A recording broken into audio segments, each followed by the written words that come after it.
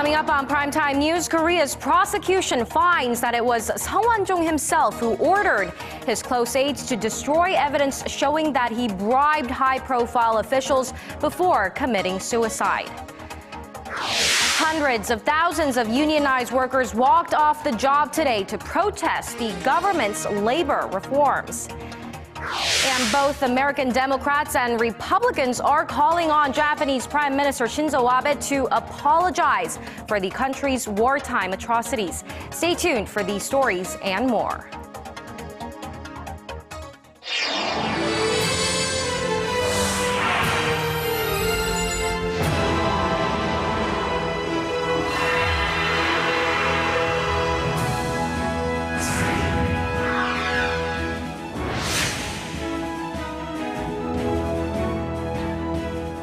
Welcome to Primetime News on this Friday, April 24th. I'm Hwang Ji-hye. And I'm Daniel Choy. Thank you for joining us. We begin with the latest on the investigation into the so-called Sung Woan-jong bribery list scandal. Prosecutors reportedly found new evidence indicating that the late businessman ordered his key aides to destroy significant evidence before committing suicide. And this comes after the prosecution arrested two of Sung's aides, Park Jun-ho and Lee Yong-gi, who handled the tycoon's political affairs for about a decade. They are suspected of destroying evidence and were arrested on an emergency basis without warrants. Prosecutors have since filed for an arrest warrant for Park, and the court is scheduled to make a decision on the validity of the request later today. Sung Woan-jong, chairman of Gyeongnam Enterprises, killed himself earlier this month, leaving behind a list of 8 high-profile politicians and monetary figures said to indicate bribes. And while prosecutors await that decision, the bribery scandal is still rippling through the National Assembly. Yes, and both rival parties have agreed to appoint an independent counsel team to get to the bottom of the allegations. But according to our Park Ji-won, they're now wrangling over how those special prosecutors should be selected. Although both parties agree on the necessity of introducing special prosecutors for the so-called Sung Woan-jong bribery list scandal, they differ on how this should happen. The ruling Saenuri Party hopes to implement a standing special prosecutor law, which passed the Assembly last year. The law sets out rules for how special prosecutors are appointed, with the goal of facilitating the process.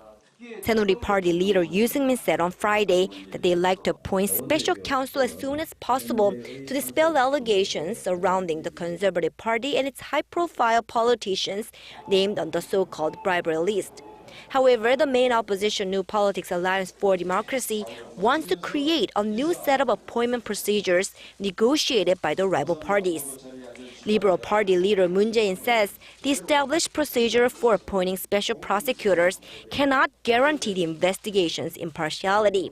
He says the standing law favors a ruling Saenuri Party and presidential office, whose members are the main targets of the allegations, as the appointments would require a majority vote at the Assembly, and currently the Saenuri Party has a majority in parliament. With the rival parties facing off again over the bribery scandal, April's parliamentary session has reached a standstill, leaving other business unresolved. The scandal was triggered by a list left by late businessman Sung Woan-jong, who killed himself earlier this month amid an investigation into a failed overseas energy project by his company that was greenlit by the Lee Myung-bak administration. Park Ji-won, Arirang News. And voter turnout for next Wednesday's by-election stood at slightly over 2.5% for today, as the first day of a 2-day early voting period began in 4 constituencies. That is slightly lower than the 3.1% posted during the by-elections that took place last year. The early voting system, first introduced 2 years ago, is aimed at raising turnout by giving voters extra time to cast their ballots. Voters in the constituencies can pop into their nearest polling stations with their resident registration cards between 6 a.m. and 6 p.m. this Friday and Saturday. 4 National Assembly seats are up for grabs, 1 each in the Gwanak-B district in Seoul, Incheon, Gyeonggi-do province, and the southwestern city of Gwangju. Thousands of unionized workers in Korea, upset with the government's plans to reform labor regulations, are taking part in a massive walkout. On the other side, the government has called the action illegal. Kim Ji-hyun has more. The sheer scale of the nationwide labor protest shows just how serious the strikers are about communicating their demands to the government. The Korean Confederation of Trade Unions, the country's second largest umbrella union, estimates that around 260,000 people participated in Friday's strike in around 16 regions across the country. Unionized workers from a wide spectrum of society participated in the strike, including the metal and construction industries, public servants, and teachers. The government should keep its promise to create more jobs, a campaign pledge from President Park Geun-hye. Unions are not happy with the government's approach to revitalizing the labor market, which calls for more flexibility. They believe that won't create quality jobs. It will just increase the number of irregular positions, making it easier for employers to lay off workers and lower wages. The union is also calling for a minimum pay hike from the current $5 to just over $9. It also wants an end to the government's plan to reform the pension system for public servants. Finally, they want all laborers, whether in regular or irregular positions, to be protected under the country's Labor Standard Act, which states that management needs justifiable grounds for dismissal. The government has already addressed some of their demands. Last month, Finance Minister Choi Kyung-han expressed support for unlimited raise to the minimum wage. But business leaders, including Park Yong-nam, the head of the Korea Chamber of Commerce and Industry, said that's a no-go with the sluggish economy. Park said increasing wages would hamper international competitiveness and undermine the country's exports in the long term. The union says it will continue striking until their demands are met.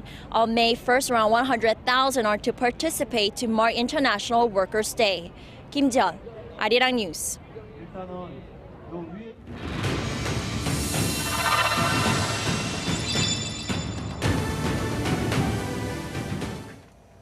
On Wednesday, South Korea and the United States agreed to update the existing Nuclear Energy Cooperation Pact. It's a long overdue revision set to bring about some changes to Korea. And the previous accord signed and implemented in 1974 included many of limitations. To explore how the deal will impact Korea's nuclear energy industry, we have Professor Sung Woan-jong joining us via Skype from Beijing, China. Thank you for joining us, Professor. Thank you for having me back. Well, Professor, let's start with the first question. In the long term, what's the benefits that could bring about, the deal could bring about to Korea?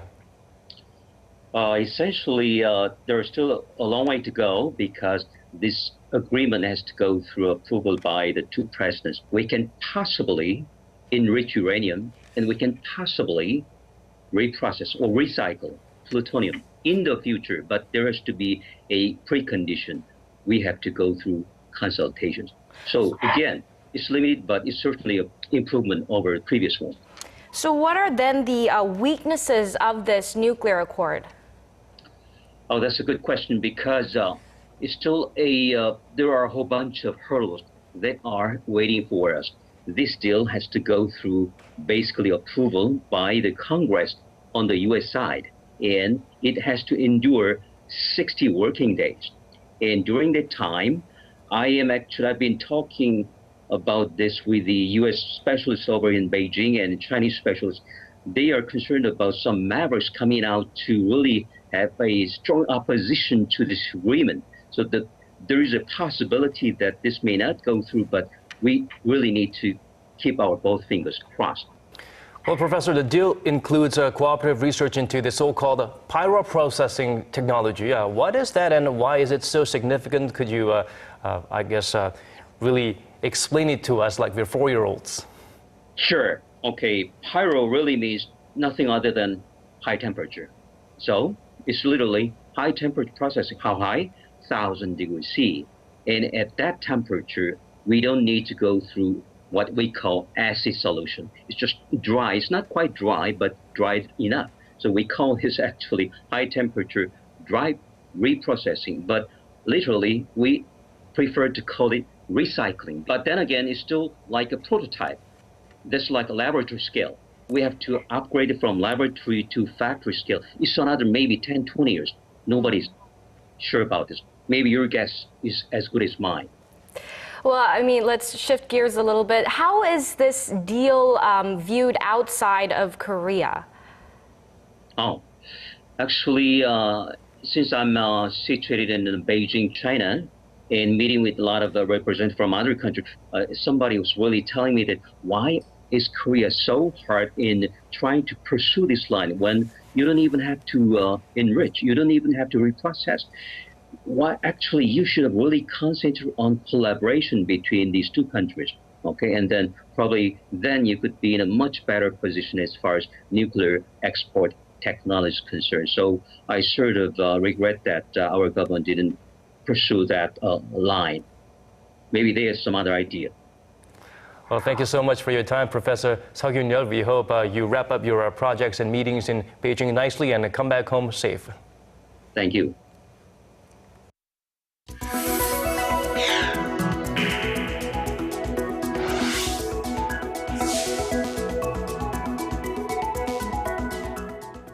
With Japanese Prime Minister Shinzo Abe's visit to the United States just days away, a group of American lawmakers has joined the chorus of voices calling for him to offer an official apology for Japan's actions during World War II.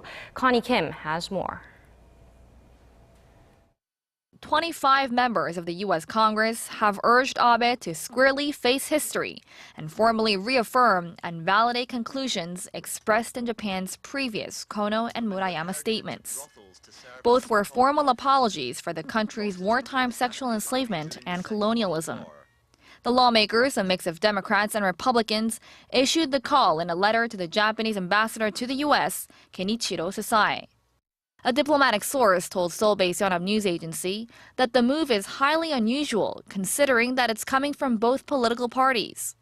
Earlier this week at a conference in Jakarta, the Abe administration continued to deny state responsibility for the country's past wrongdoings. In a speech, the prime minister stopped short of an apology, instead offering an expression of remorse for Japan's involvement in World War II. This year marks the 70th anniversary of the end of the war, and victims of Japanese military sexual enslavement feel that an apology is long overdue. Speaking at a conference in Washington, Lee Yong-soo said she was 14 when she was taken by Japanese soldiers. She's now 86 and said that Abe must face the truth of his country's crimes against women. Abe wants all the victims of sexual enslavement to die.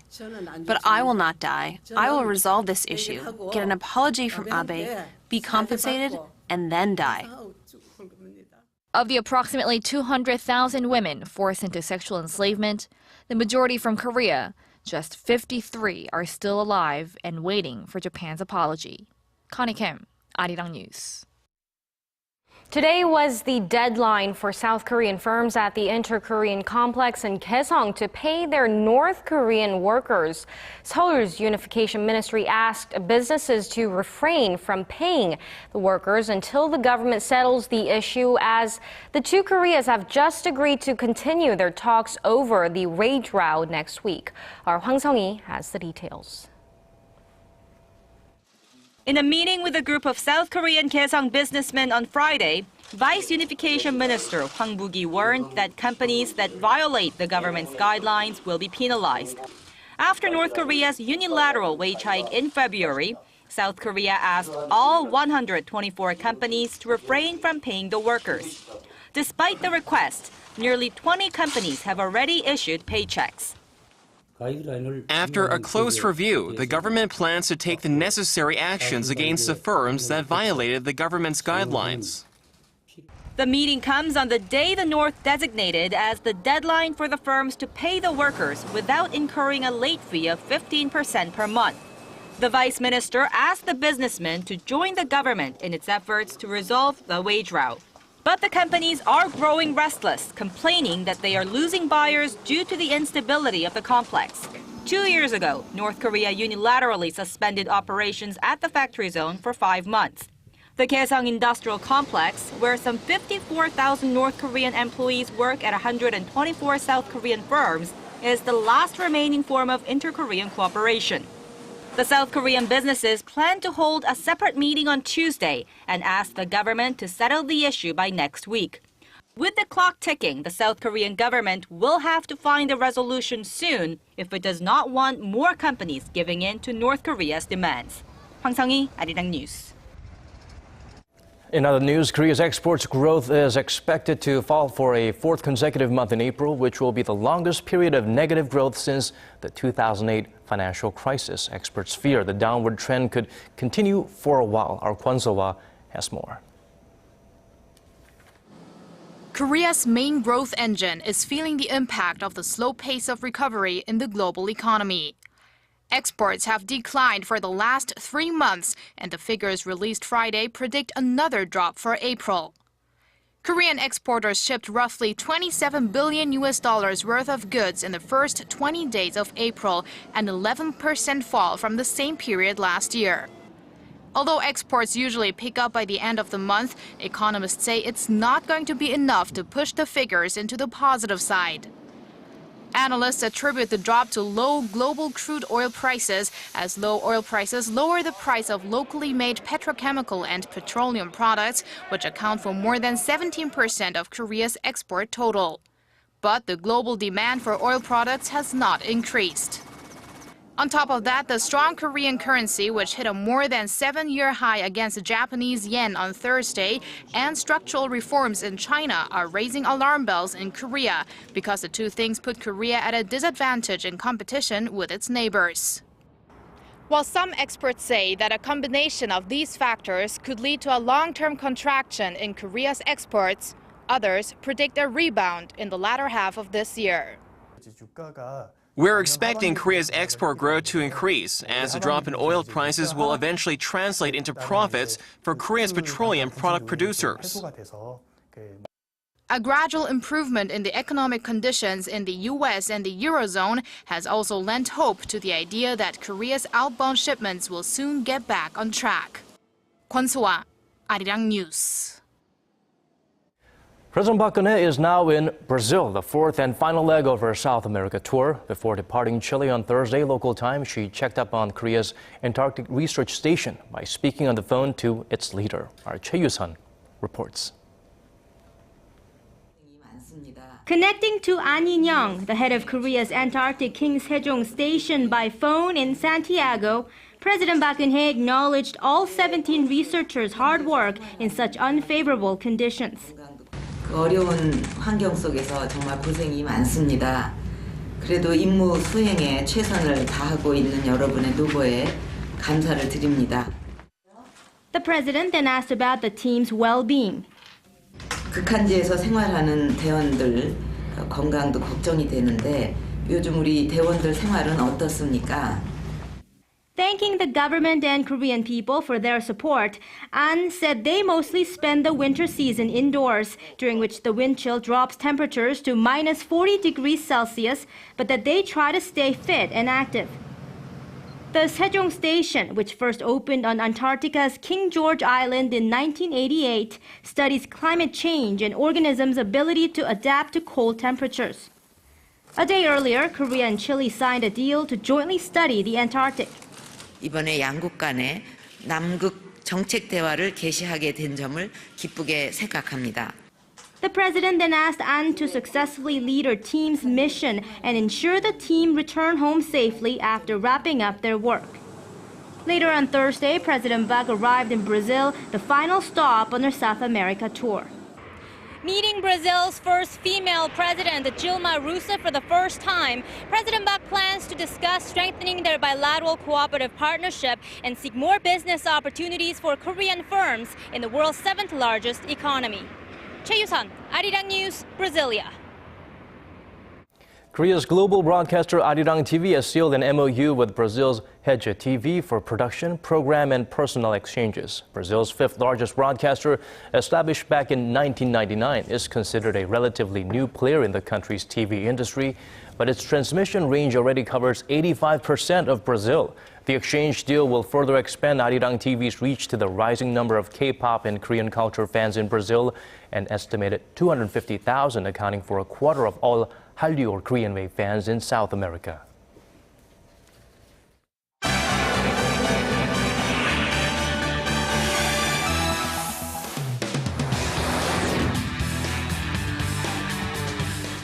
And now it's time to take a look at the top headlines from around the world with our Paul Yi. Paul, EU leaders agreed to adopt a number of measures to cope with its immigration crisis. Give us the details. Well, following an emergency summit in Brussels, European powers reached a consensus that can be categorized into three key areas. They are strengthening search and rescue operations, military action, and refugee support. On Thursday, European Union leaders pledged to triple funding for vessels and aircraft that will extend patrols in the Mediterranean. Military operations will also be launched to track down and destroy boats engaged in human trafficking. Leaders have asked the High Representative to propose actions in order to capture and destroy the smugglers' vessels before they can be used. Naturally, this will be in line with international law and respect for human rights. Before the opening of the summit, EU leaders observed a minute of silence to remember the hundreds of lives lost at sea when a migrant boat capsized on Sunday. Italy estimates another record year of refugees trying to cross the Mediterranean as they flee war and poverty in the Middle East and Africa. And staying in Europe, Armenia is marking the 100th anniversary on this Friday of the mass killing of its people during World War I. Delegations from dozens of countries, including the presidents of France, Russia, and Cyprus, are taking part in a memorial event in the Armenian capital. On the eve of the centennial, German President Joachim Gauck condemned the massacre as a genocide. By remembering, we do not accuse anyone who is alive today. The perpetrators are no longer alive, and neither their children nor their children's children can be blamed for what they did. But what the descendants of the victims can rightfully expect is a recognition of history. The Armenian government has been pushing for the international community to accept that the mass killing was an organized campaign carried out by Ottoman Turks. Turkey's leader, Recep Tayyip Erdogan, has denied the charge of genocide, claiming there is no evidence to support the claim. And switching gears to the tech industry, yes, it's finally here. The Apple Watch is officially released on this Friday in 9 countries, from the U.S. to Japan. Many early adopters in Tokyo lined up outside select retail stores in hopes of buying Apple's first wearable gadget. Despite the initial strong demand, analysts say the current smartwatches still have a long way to go. Apple is stepping into a wearables category that's been largely a disappointment for consumers. But I think the big differentiator here is the platform side of this and the apps. Think about your phone and not having any apps on it. That's the way the smartwatch market is today. Apple's got an opportunity really to elaborate and to encourage developers to build a lot of apps. Meanwhile, Samsung Electronics says it is working on a new device to take on Apple. In an online post, the Korean tech giant hinted that its next Gear smartwatch will feature a circular design, which would be a first for the company. And that wraps up our look at international stories for now. I'll see you back here on Monday.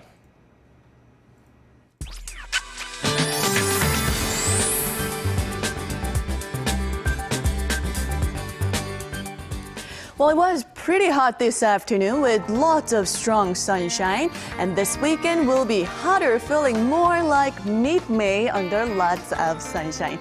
But we still have some lingering dry weather. A dry weather advisory is already in place in some parts of the country and will gradually expand to other areas too. So be sure to drink plenty of water to stay hydrated and healthy. With that in mind, let's take a closer look at the readings for tomorrow.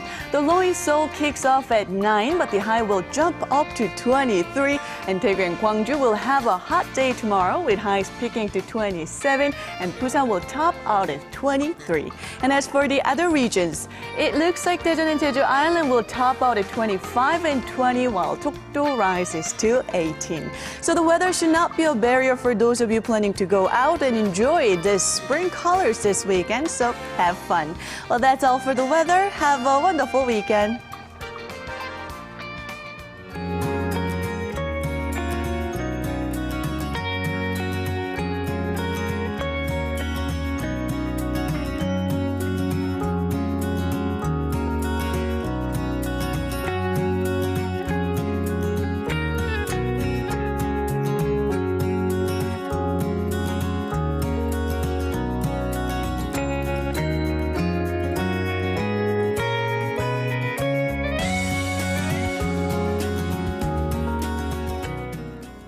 Well, it's the weekend, whether you choose to recharge at home or to get out and bask in the glory of the sun of spring. We hope you establish everything you set out to do. And of course, if you're working, don't work too hard. That brings us to the end of our newscast. Thank you for staying with us. This has been Daniel Choy. And I'm Hwang Ji-hye. Have a great weekend and do join us at the same time next week. Goodbye for now.